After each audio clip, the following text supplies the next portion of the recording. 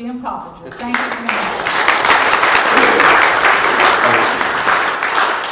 Well, good evening. Gosh, what a good crowd.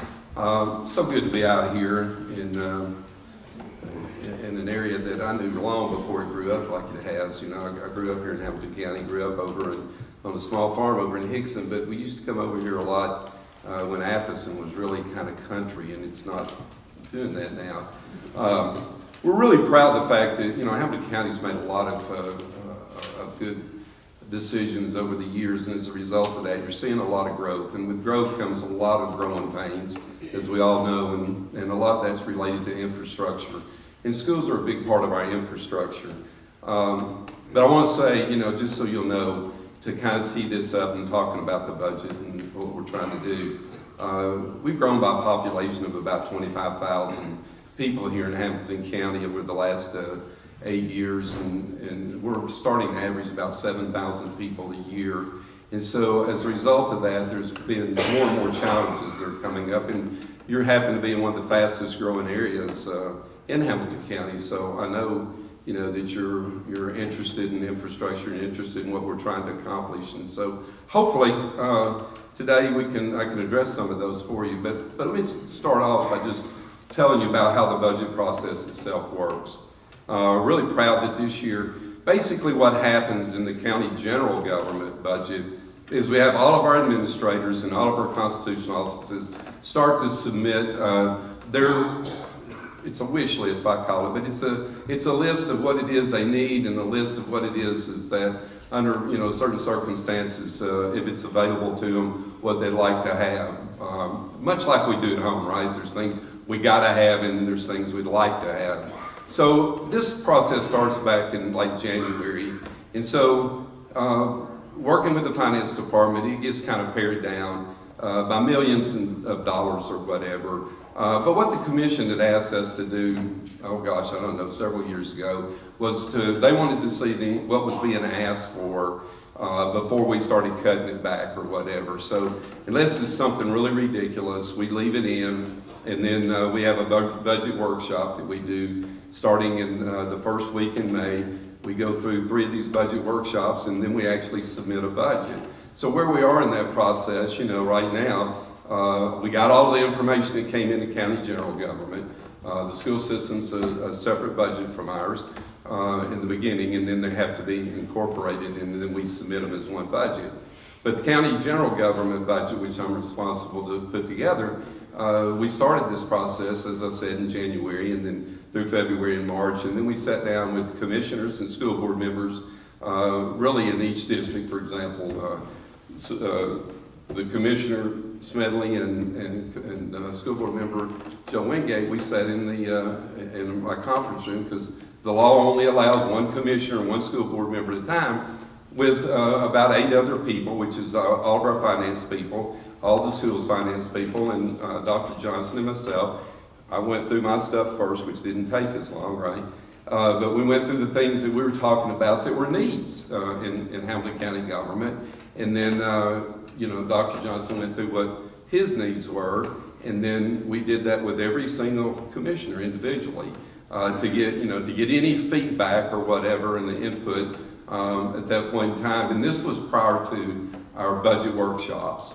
And from that point in time, then we went through the process of doing the workshops. And the reason I say this to you, because I think it's really important to know that, you know, no one walks in and just says, this is what we're going to do. You know, there is a process that we go through, a lengthy process, that we will literally start working on next year's budget whenever this budget passes, whenever that may be. And sometimes it's been as late as September, but then we start working on the budget.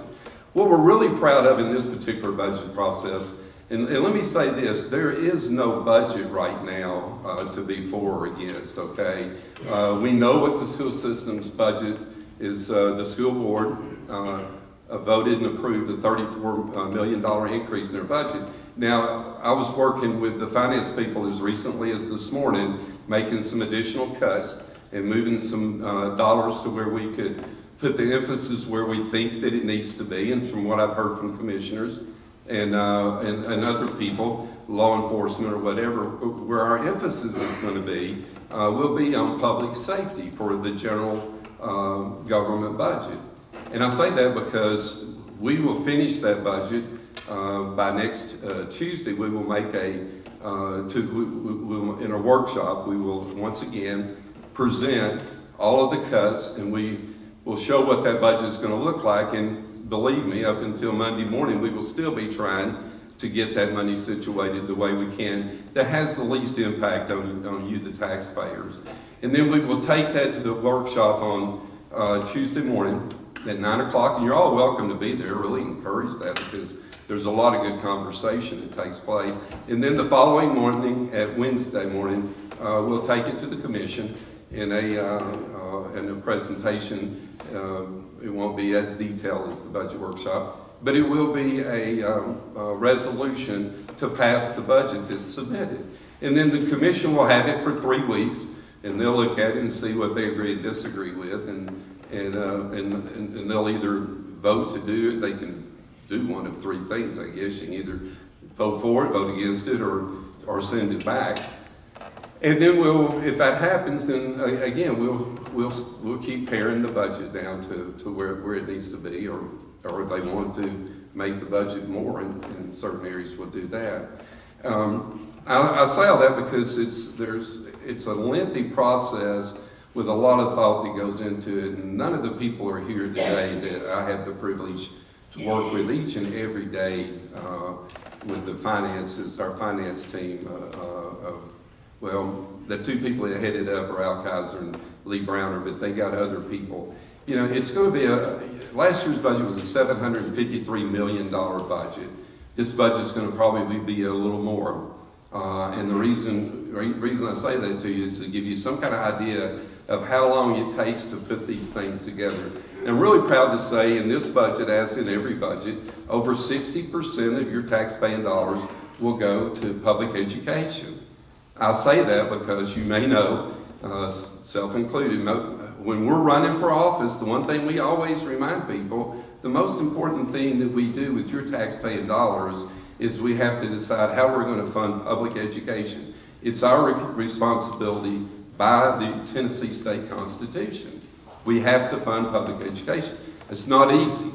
It's not easy. Really proud of the fact that with the local dollars, we rank in the top 4 counties or districts. There's 145 districts in the state, and the amount of public dollars that we put towards public education.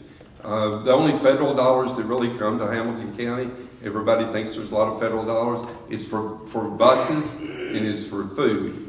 There is some Title I money. Nikita, help me so I don't mess this up. Special education dollars that come from the federal government. But for the most part, they're a very small percentage of the dollars that go into public school systems. And I say that because it's really important, because you're going to hear a lot of emphasis about our public school system and education. Something I think that everyone in this room probably cares deeply about, whether you have a child in school or not, or whether or not you have you're using our home schools or you're using private schools.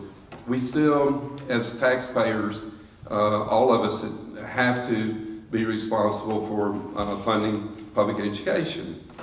So, and I'll come back there and talk a little bit about it, but I also want you to know that one of the things that we saw in this budget, we heard from the commission, and certainly heard from the sheriff's office, that we're not paying our police officers enough money. And we're not. And there's no doubt. We're going to fix that. We're working on the budget, and again, we're working through it today, and Ron's their finance person for the Sheriff's Department. He's been very great to work with. The Sheriff's been really, really good to work with. But one of the things we know is the Sheriff's pay is low and has been low, and we want to raise it up to be competitive, because we're losing all of our sheriffs, all of our men and women are going other places, just like they are with our school system. Our teachers are going everywhere else because their pay is low. And so we're looking at trying to do some of these things, because I can tell you, as I stand in front of you, I've been fortunate enough and blessed enough to be your mayor for over about 8.5 years now. There's only one time, and I've always said this, whether I'm running for public office or where I am, taxes should be an absolute last resort. you know, and we've always taken that approach, and we always try to figure out how not to increase that, because who gets hurt the most? Usually the people get hurt the most are your elderly people and usually your small businesses. And we're 93% small businesses, so nobody that's sitting in the mayor's position where you're wanting to see growth, you're wanting to live off of the growth as long as you can, wants to do anything to hinder growth or anything that's going to hurt our seniors. So I say that because, again, taxes should be an absolute last resort, and I believe that. And we've only done that one time in 2017 since I've been mayor, and that's when we held the millage rate. But it was a tax increase, let there be no doubt. There was 2/3 of the people received a tax increase, so I would call that a tax increase. But that's the only time, and this will be my 9th budget to put together, it's the only time that I've ever recommended that tax increase. And what was that increase for? You're going to reap the benefits of that right down here at East Hamilton Middle School. You see some of it, if you go over by Harrison, they're building new Harrison Elementary, you know, they're building, they added on the Snow Hill. There's been a number of tracks built, a number of facilities, a number of maintenance. But it made us feel okay about that, right? We could physically look and say, that's where my tax dollars are going. And it makes us feel better about it, the ones that, you know, the commissioners that have to vote for this, and it certainly, as mayor, it makes us say, okay, we realize we've got to do that, ladies and gentlemen. The issue is you know, and Dr. Johnson's addressing this, we have 79 school buildings. School buildings that are comparable, or school systems, like Rutherford County, that are comparable to Hamilton County, only have it's 41, and they got the same number of students. We got 79, they got 41. So, you know, you do the math, we got 38 more school buildings, okay? So who in here wants to see their community school go away? Raise your hand. Who in here wants to see that? None of us, right? We really don't care if it happens to Sell Creek, but by George, don't do it to my school. The school board, Joe, my prayers are with you, have got some tough decisions to make, because if we're going to reduce costs, those are the hard choices. In this area right here, and I've got to hear Dr. Johnson's presentation many times, you're looking at some rezoning issues when this new school opens. And people are not going to want to see that change, right? We all get a little out of our comfort zone. And I say that to you because be thinking about that. You know, you elect people and you put people in positions to make good, educated decisions, right? Unfortunately, I wish there's 361,000 people that live in this county. It's 576 square miles of Hamilton County. I wish I had the opportunity to talk to all 361,000 to let you hear all the information that we get. And then you say, okay, I get it. Maybe we do lack something that we need to be doing. We sure did lack enough room at East Hamilton Middle High. I mean, I think we all agree to that. And so as a result of that, it took an additional amount of revenue to do that. Now, a lot of people will say, what about the growth? What about the growth? The schools grew $9 million, is that right, Joe? Last year in growth or money, something like that. Nikita, you know, $9 million. Regardless of what the number is, and sat down with Dr. Johnson and went over these numbers, sat down with the Sheriff's Department, you know, we realized a substantial amount of growth in county general government. But the problem was there wasn't enough money out of the growth to do all of the needs that we need to do with the Department of Education and what we're trying to do to make sure that we're emphasizing public safety in this community and throughout this county. So what are we doing in this? What's in this budget that you can look forward to and say, wow, okay, I'm glad we're doing that. Now remember, there's not a county general budget, government budget yet that's been presented because we're still working on that. I think we can do better than where we are right now.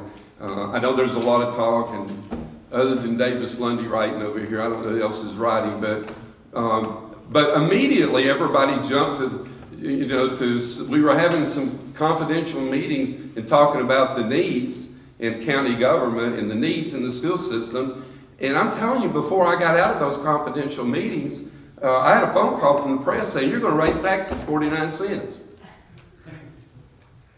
You know, that was bothersome to me, and it has been since that day. You know why? Because there is no proposal yet.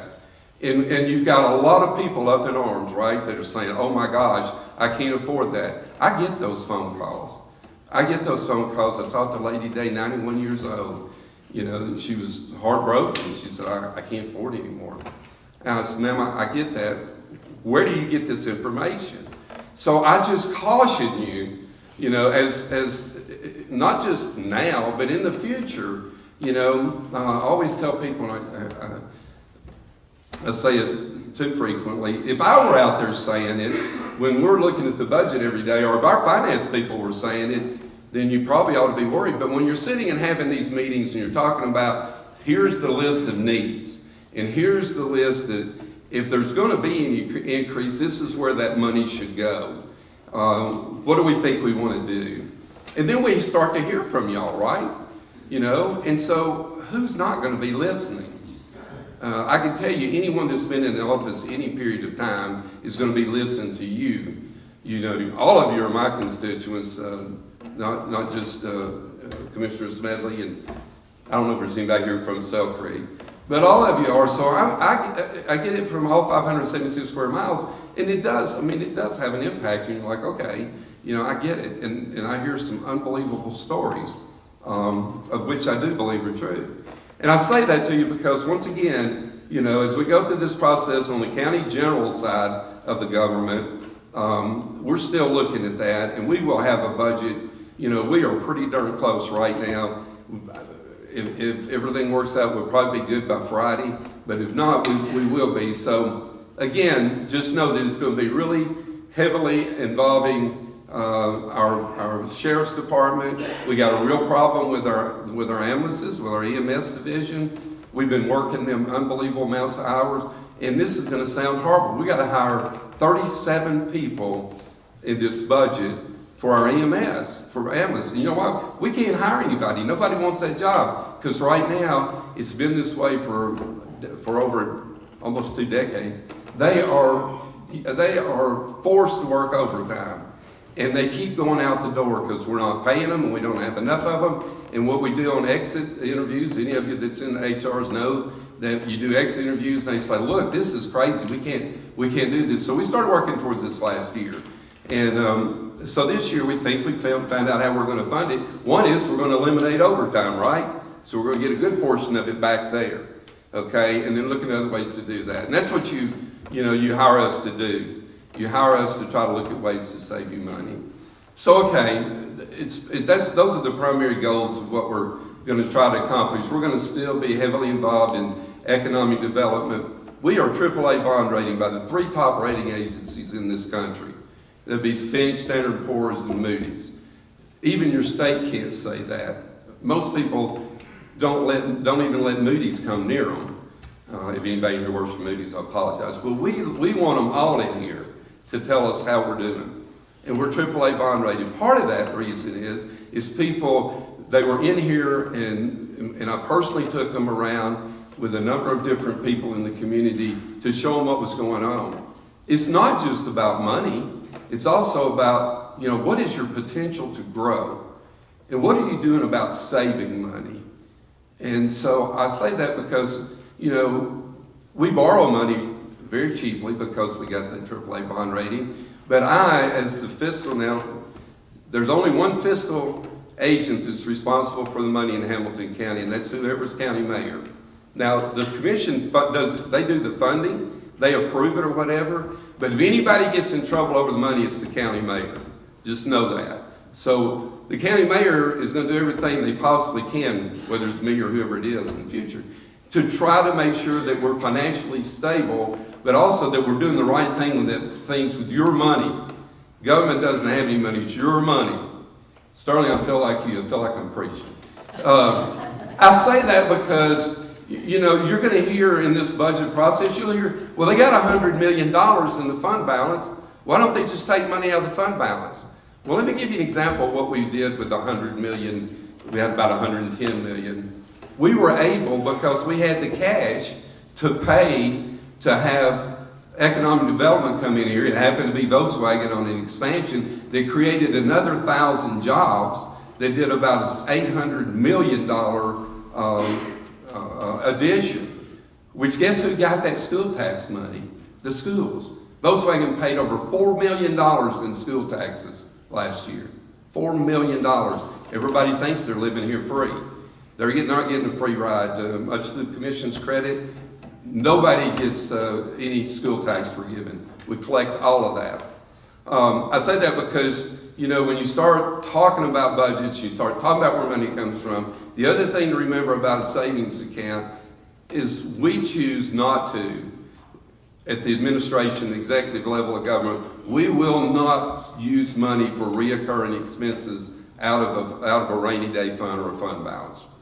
It makes no sense to do that. If you're doing that, then you're taking away, every year you're pulling money out of your fund balance. We don't do that.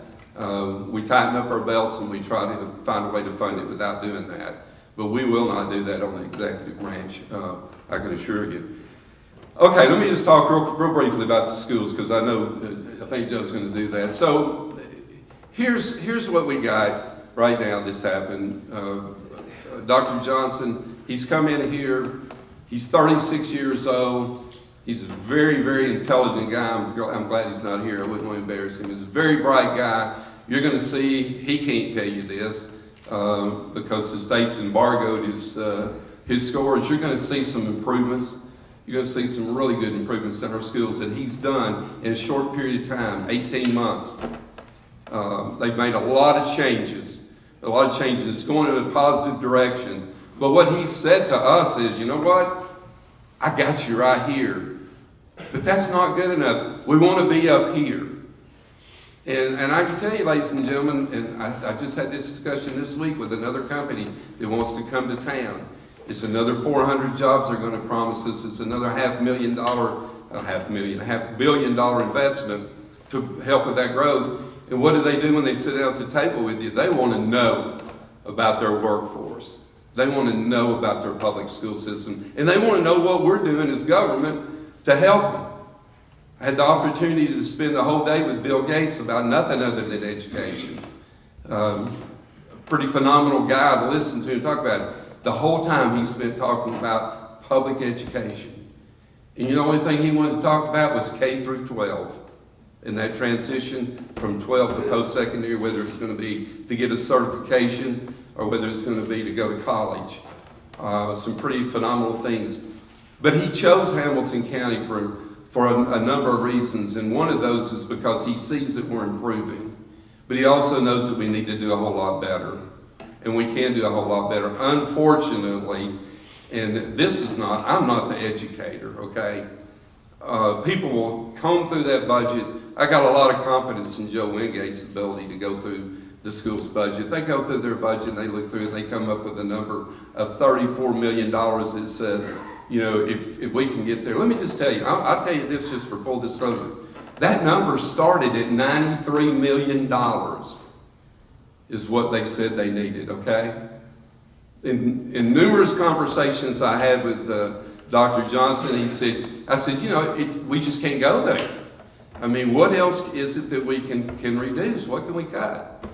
And much to their credit, they came back with a number of things to get it back down to $34 million.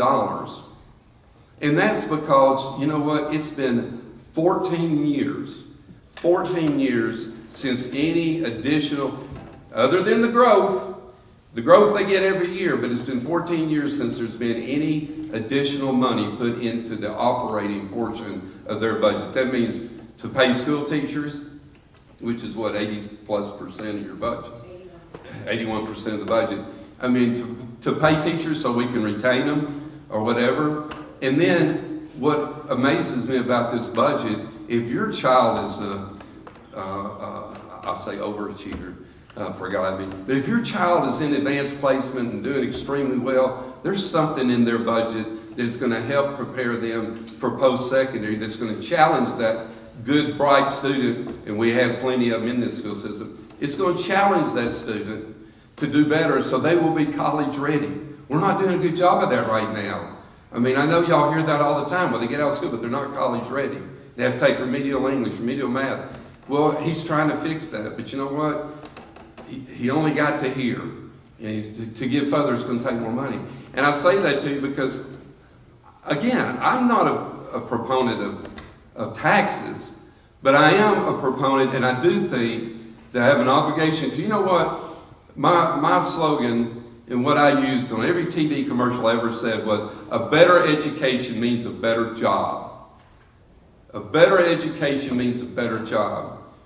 And I said here, other than last year or 2 years ago, when all we did was build buildings, that's what we did. We didn't do anything to the classroom. We built pretty classrooms. We got those ready with technology or whatever. But that's all we did. We did not do anything to put technology in the classroom. We didn't put better teachers in there. And guess what? Something that you probably, that when I first looked at it, Nikita tell you, was sitting with Brian Johnson, and he says, I need 14 or 15 counselors. I was like, counselors for what? I mean, what are they going to do? Because I remember when I was in school, we had one counselor, right? But it's what goes on now throughout the country, because guess what? When a teacher's in front of an unruly class, they can give them to a counselor, and the teacher still gets to teach, right? The way it is right now, that one unruly, two unruly, and it's totally impossible, there's nowhere to hand them off. So that's part of what's in the budget that, you know, unless you're an educator, I don't know how the rest of us really figured that out, other than I've spent the last 6 months trying to learn it. And that's why I say that I just think there are a lot of things in there. And I always say this, the commissioner hears me say it all the time. You know what? If you're building a bridge or whatever you're trying to have a school system, we have to trust the people that do it for a living. I'm not going to go, I don't want to jinx myself, but if, I'm not going to jinx you either, Chief, but if somebody's got a problem with their heart and they need a cardiologist or they need a thoracic specialist or whatever to do heart surgery, you're going to look for who? You're going to look for somebody that does it for a living, somebody that's good at it. You know, are there any educators in here? Because there's a spattering of you. But again, I mean, that's who does it every day for a living, that knows what their needs are. Now, it's incumbent upon us to look at these budgets and see if they're reasonable and to see if we can trust. But I'm going to tell you, and I'm going to close with this. I truly believe, and I've been in public service for a long time, I truly believe we are at the crossroads with public education in Hamilton County. Maybe not here, maybe not, maybe we are, but with the entire system, we are at the crossroads. And I'm telling you, if we can't get it done with the leadership we have now, if we can't get it done, are we just going to give up? Well, ladies and gentlemen, I can't do that. I mean, like many of you, and like these commissioners, I'm in too many of these school buildings, and these young people deserve a chance. They deserve a chance just like you and I got to be able to make something out of their lives. And that's not true for everywhere. And I'm going to tell you, when you hear the poverty discussion, it's in every district in this county. Now, it's more concentrated in the downtown area. There's more of it. But when you talk about poverty, it's throughout this county. And I'm sure both these commissioners can take you to areas in their districts that can show you where people are living in poverty. But their way out is through a good education. And I'm going to say this because it wasn't me that said it, but I never thought about it this way. You know, if we sat in a public school, somebody paid it forward to give us the opportunity to do that. I hear a lot of times, I don't have kids in school, I don't have grandkids in school, why should I pay? You know, why should I have to pay? And there's a good argument made that some certain ages maybe you shouldn't. They do that in some states. There's a good argument made for that. But we should never forget the reason that we got to sit in those good schools. I went to Hickson High School back in the 70s, and it was one of the top schools in the country at the time. But somebody paid for me before I got there, so I have a seat there. And so, you know, when we start getting really involved in this and say, well, you know, I put my kids through, I did my part or whatever, I don't think we're ever through with that. If not, we can build more jails, and we're paying $99,000 a day right now. We can do that. So anyway, any questions? Okay. What's it, that good? Yes, sir. Well, my question. Oh, thank you. You talked about the needs of the community, and I am all for investing in bringing this community forward. I just sacrificed the last 10 years of my life helping kids in this community and other kids in this school system.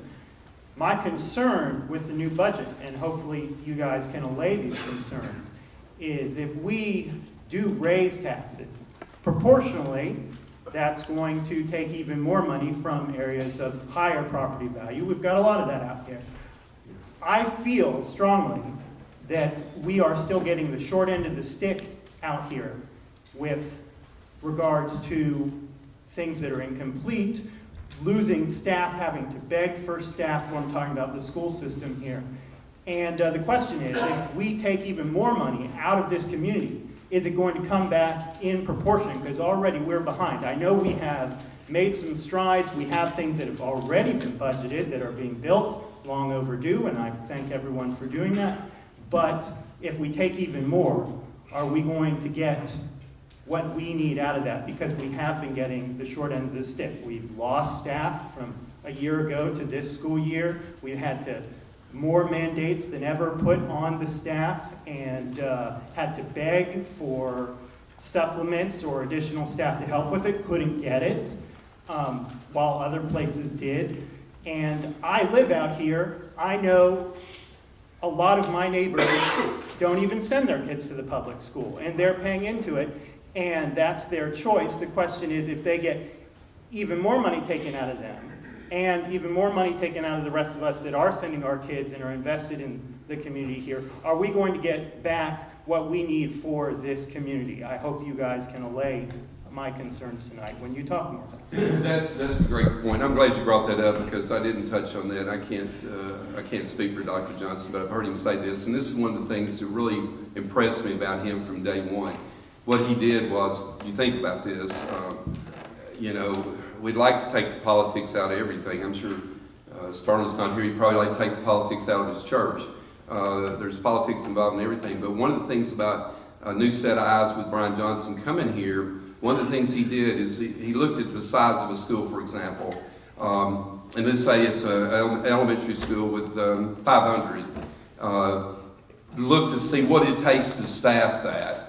You know, how many principals you need, one, how many assistant principals, and decide again at 500, whatever that number is, and so forth. What do you got to have for support staff, and how many teachers do you have to have? Okay, same thing if it's 1,000, you have to have more assistant principals, whatever. That's one of the things he's done.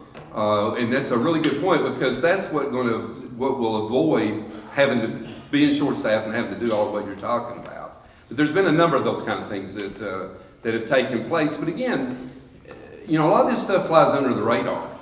You're not going to see it. So anyway, I hope that answers your question. But, you know, the resources that you're talking about, we need to keep providing more resources. Any other questions? Yes. Yes, sir.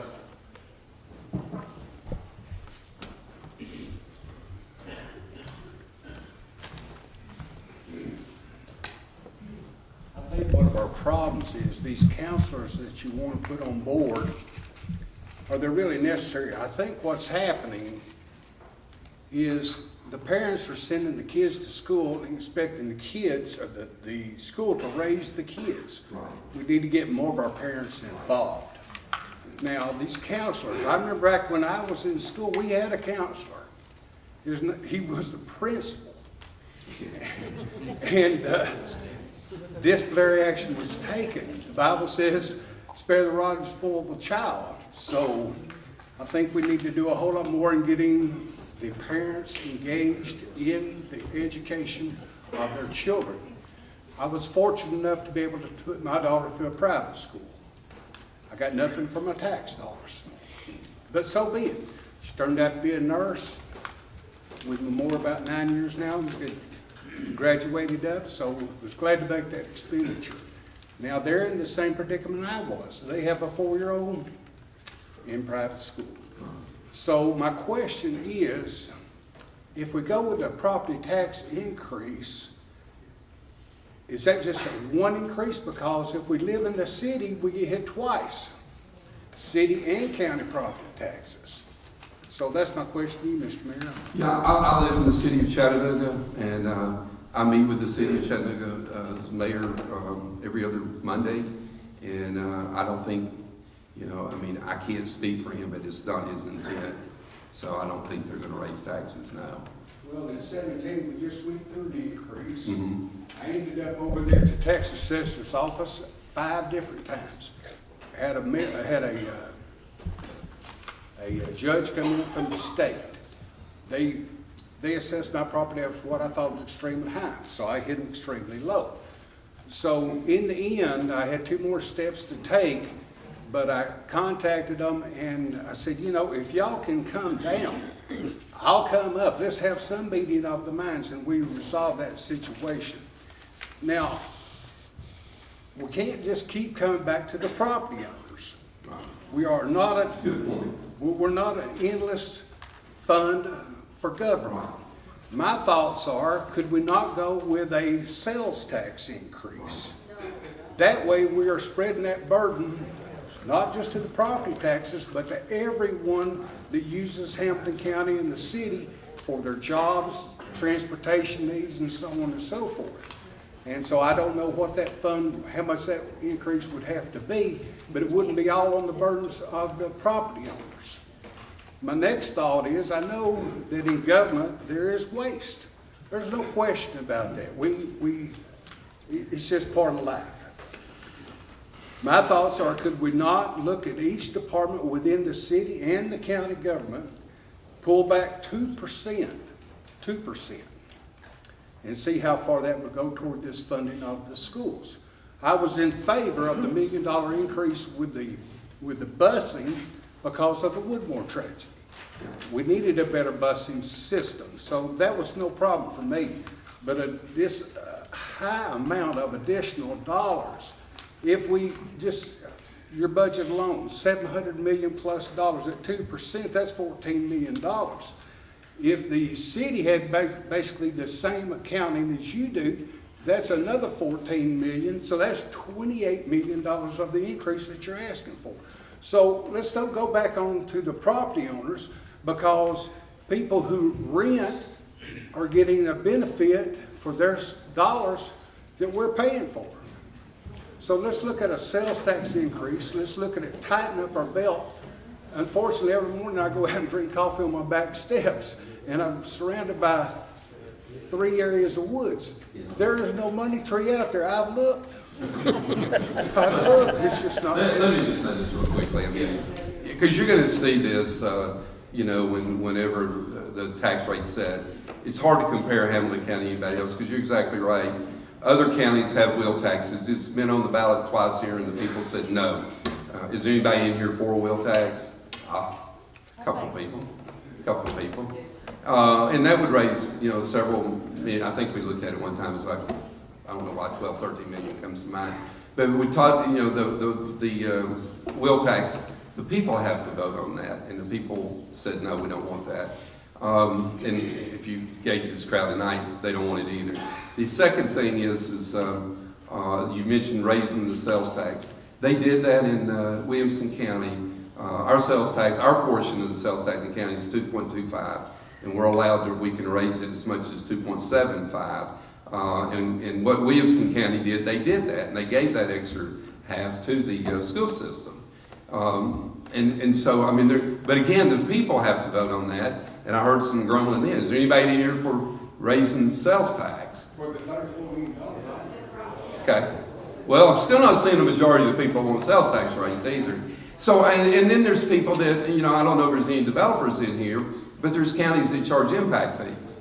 And that's to help, to build schools or whatever, and it generates additional dollars. But then again, what are the builders and developers going to do? They got to pass that cost on.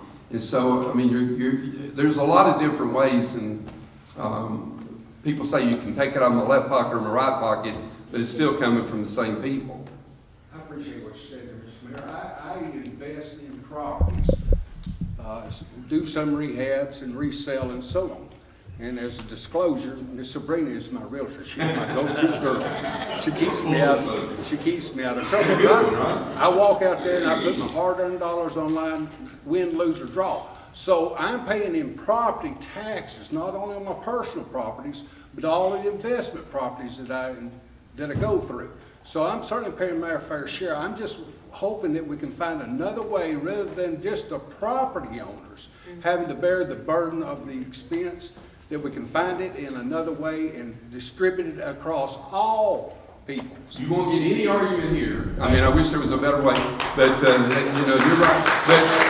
But right now, the only way, I mean, right now, the only two mechanisms in place, unfortunately, for county government to increase revenue is sales tax and property tax. Unfortunately, but there's none of these other things that are in place, and you know, that where you can do that. It would have to be. And I'm glad, gosh, I'm glad that people have to vote on that. People generally get it right. So I'm glad that it's not, you know, can't be made in a small group of people. I came out of the corporate world, and when things were good, we made investments within the business to increase the profits for the business. When things got tight, we tightened up. So I think we need a comptroller over government that can really just pinch the pennies. And I think we can find additional dollars there. Thank you for your time. Okay, I'm going to leave this way. Sabrina's about to pull me. I will say this, and you're exactly right. I mean, and this is the way our budget starts every year, with a top to bottom review. And in 2012, in that budget, we cut $13 million because we lost a revenue source. There are ways to do it. We're looking at doing that in our general budget right now as we speak. There's some ways to try to do that. But, you know, again, I think it's your government's responsibility to try to do that, but there comes a point in time when you just, I don't know if anybody's been able to hold off as long as what we have been able to hold off, but I mean, that's an argument for another day. I want to say this because I'm going, a couple things. One, I appreciate all of the school board members. You know, that I always tell people I would never be a school board member because you never get to change the subject. It's always about schools, right? And if you're on the commission, I had the privilege of serving on the commission, or a mayor. If you don't like the subject, you can change it, right? But if you're a school board member, Joe, you don't get to change it, do you? So thank you for serving. Secondly, I want to say it's an honor and privilege. I see Commissioner Boyd's joined us to get in and to work every day with Commissioner Smedley, who's the chair this year, and Commissioner Fairbanks, Commissioner Boyd. These are not easy jobs that they have, ladies and gentlemen, and I've been there. And when these tough decisions come up, it takes a lot of courage, you know, I mean, because it's really easy to try to keep the status quo, but we're just growing so much as a county, and things are getting, you know, you didn't ask for it, but it is good that your families can live here and get a job. We're at the lowest, we're at 2.6% right now in unemployment. That's totally unheard of. Our economy is just going out the roof. We've created almost 17,500 jobs in the last 8 years.